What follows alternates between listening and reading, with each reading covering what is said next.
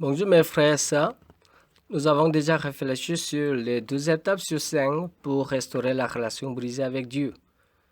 Nous, les ennemis de Dieu, n'avons rien de solution pour restaurer la relation brisée. Ce que nous pouvons faire, c'est d'attendre la colère de Dieu. Si Dieu est méchant, nous n'avons rien de solution pour la restaurer. Mais heureusement, Dieu est bon, miséricordieux et compatissant. Il a montré sa miséricorde à son peuple dans l'Alliance. Malgré l'échec de son peuple dans l'Alliance, à cause de la méchanceté de son peuple, il n'a pas définitivement abandonné son peuple. Il a rétabli l'alliance avec son peuple, on l'appelle la Nouvelle Alliance. C'est Dieu lui-même qui va tout accomplir la Nouvelle Alliance pour son peuple. L'homme peut restaurer la relation brisée avec Dieu par la grâce de Dieu, qui est miséricordieux et compatissant. C'est la première étape. Dieu a décidé de sauver son peuple par la Nouvelle Alliance. C'est la deuxième étape.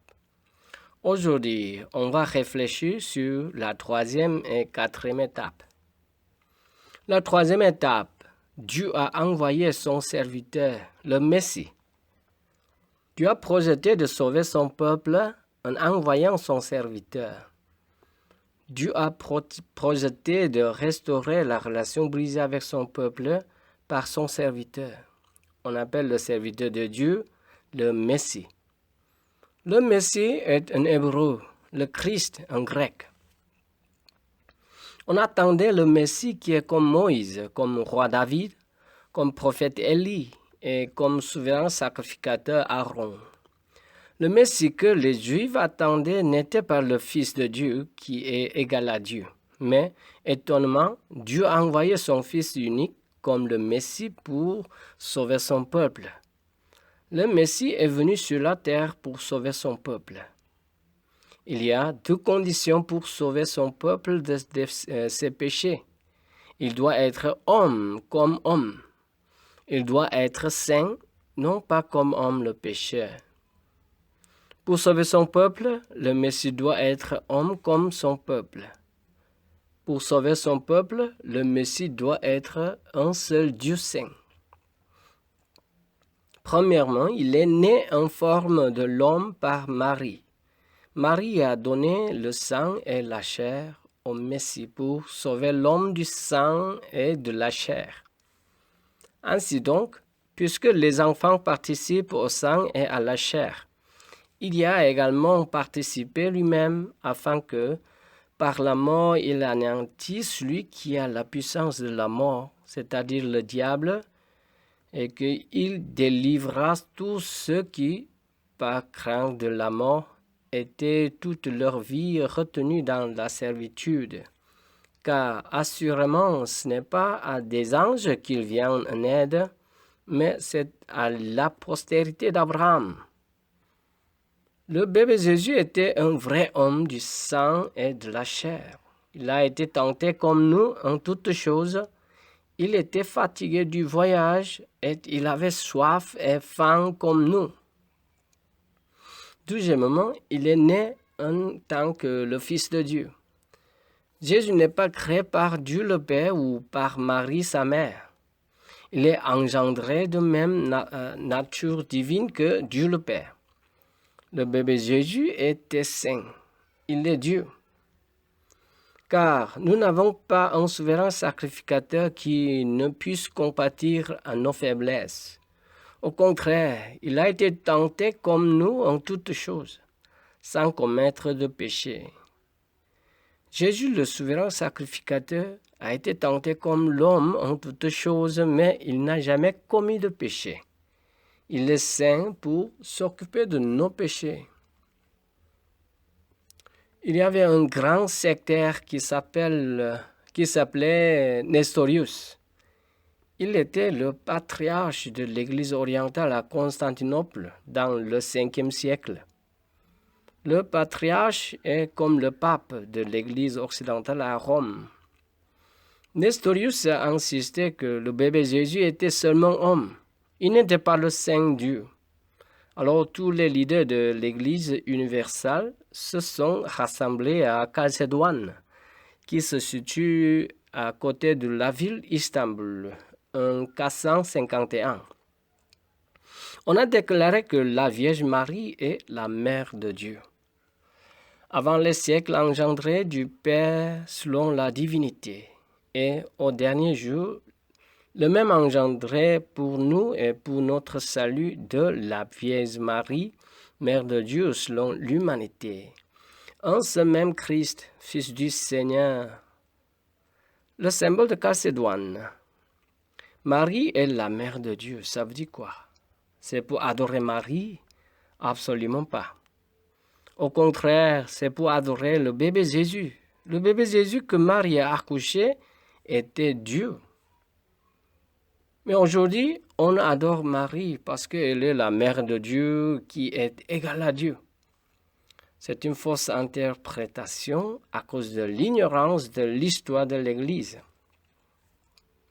La quatrième étape, le Messie a tout accompli, la nouvelle alliance. Celui qui a été envoyé par Dieu le Père sur la terre, qu'est-ce qu'il a fait? Il a tout accompli. Quand Jésus a pris le vinaigre, il dit « Tout est accompli » et baissant la tête, il rendit l'esprit. Jésus a dit « Tout est accompli ». Il a accompli quoi? Il a accompli la volonté de Dieu en mourant sur la croix. Le Messie a accompli la nouvelle alliance que les prophètes ont prophétisée avant 600 ans. Premièrement, il a purifié toute souillure de son peuple avec son sang. Je répandrai sur vous une eau pure, et vous serez purifiés. Je vous purifierai de toutes vos souillures et de toutes vos idoles. Comment a-t-il purifié toute souillure de son peuple avec son sang sur la croix? Et tous les hommes de sa ville le lapideront, et il mourra. Tu ôteras ainsi le mal du milieu de toi, afin que tout Israël entende et craigne.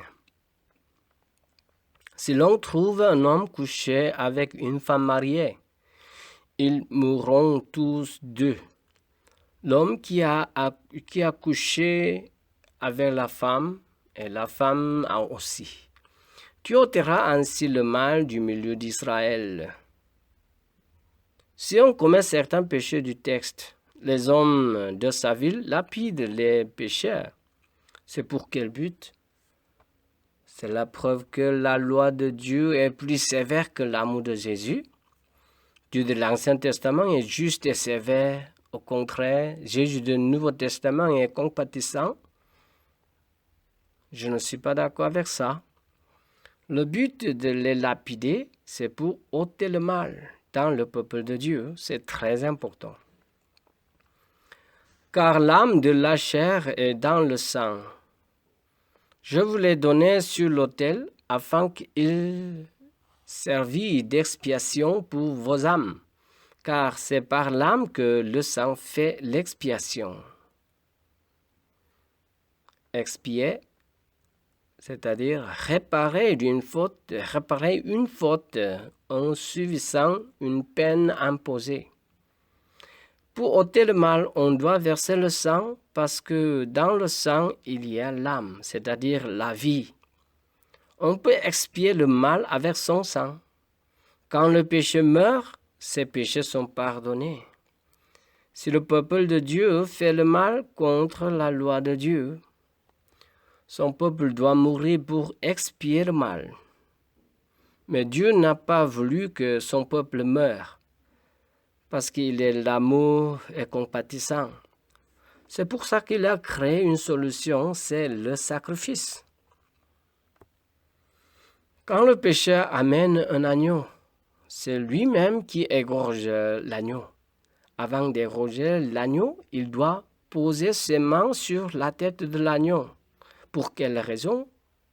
Oui, c'est pour transférer ses péchés sur l'agneau. Quand le pécheur égorge l'agneau, qu'est-ce qu'il pense? Je crois qu'il regrette sa méchanceté et décide de ne plus commettre le péché. On se repent lorsqu'on égorge l'agneau. C'est une action très terrifiante. C'est comme ça qu'on a peur de pécher. Car il est impossible que le sang des taureaux et des boucs ôte les péchés. Le sacrifice n'est pas efficace d'effacer le péché. Mais pourquoi Dieu a-t-il demandé le sang des taureaux? Car si le sang des taureaux et des boucs et la cendre d'une vache répandue sur ceux qui sont souillés sanctifie et procure la pureté de la chair. Le sang des taureaux est efficace de purifier un pécheur. Ces deux versets sont contradictoires.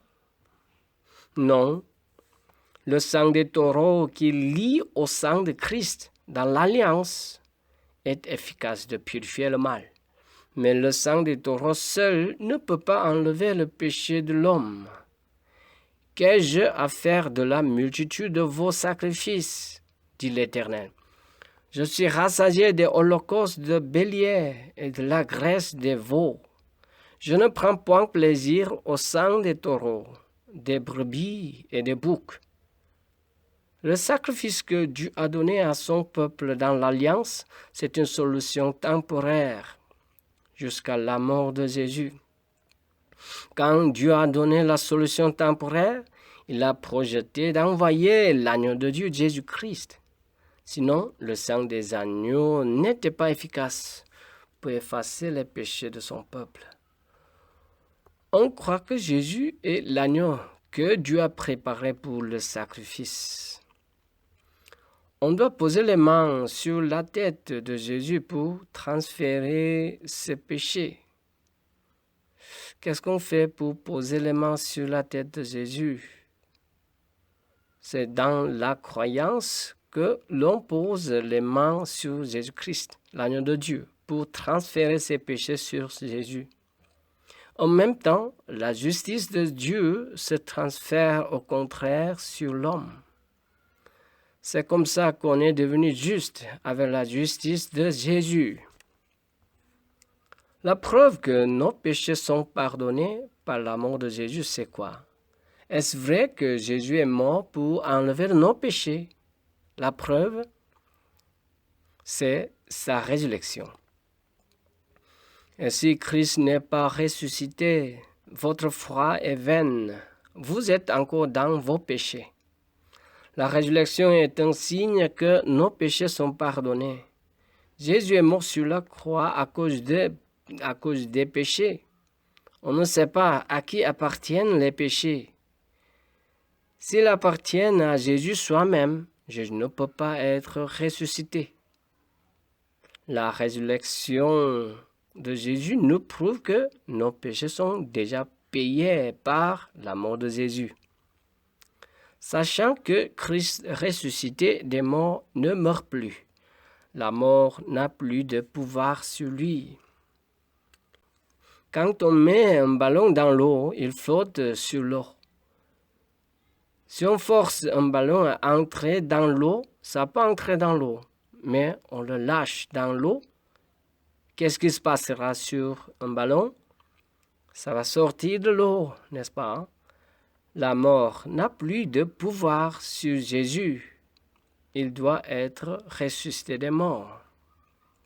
C'est normal. Deuxièmement, il a envoyé l'Esprit Saint pour habiter en son peuple. Après 40 jours de sa résurrection, Jésus est monté au ciel. Pourquoi? Maintenant, je m'en vais vers celui qui m'a envoyé. Aucun de vous ne me demande où vas-tu, mais parce que je vous ai dit ces choses, la tristesse a rempli votre cœur. Cependant, je vous dis la vérité. Il vous est avantageux que je m'en aille, car si je ne m'en vais pas, le consolateur ne viendra pas vers vous, mais si je m'en vais, je vous l'enverrai. Après 10 jours depuis l'ascension de Jésus, l'Esprit Saint, le Consolateur, est descendu sur la terre comme la nouvelle alliance. Je mettrai mon esprit en vous et je ferai en sorte que vous suiviez mes ordonnances, et que vous observiez et pratiquiez mes lois. Dieu a promis la venue de l'Esprit Saint pour quel but? C'est pour que son peuple suive les ordonnances de Dieu et observe et pratique ses lois dans la Nouvelle Alliance. C'est simple et clair. Jésus, le Messie, a tout accompli selon la Nouvelle Alliance pour avoir une bonne relation avec son peuple. Dieu a tout fait pour restaurer la relation brisée avec son peuple. C'est la 4e étape. La 5e étape, c'est de croire. C'est Dieu qui a tout fait pour restaurer la relation brisée avec son peuple.